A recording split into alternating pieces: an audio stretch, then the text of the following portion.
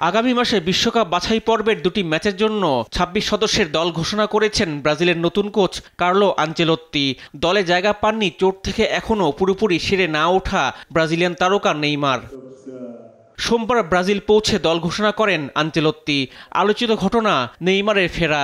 ৩৩ বছর বয়সী এই মিডফিল্ডার প্রায় এক বছর পর ফিরলেন জাতীয় দলে।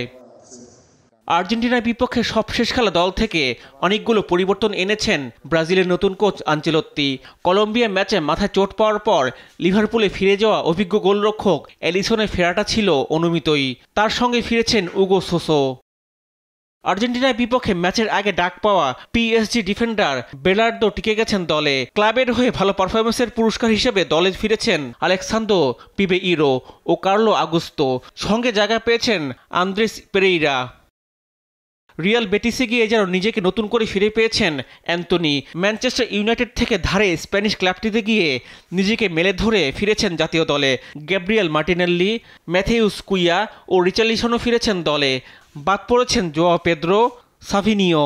রিয়ালের হয়ে শেষ কয়েকটি ম্যাচ না খেলা রদ্রিগোর জায়গা হয়নি দলে। আগামী ৫ জুন ইকুয়েডর ও ১০ জুন প্যারাগুয়ের বিপক্ষে বিশ্বকাপ বাছাই পর্বে মাঠে নামবে ব্রাজিল। ১৪ ম্যাচে ২১ পয়েন্ট নিয়ে ব্রাজিল এই মুহূর্তে আছে ৪-এ। শীর্ষ ৬টি দল সরাসরি খেলবে ২০২৬ বিশ্বকাপে। রিফাত আঞ্জুম, দেশ টিভি, স্পোর্টস ডেস্ক।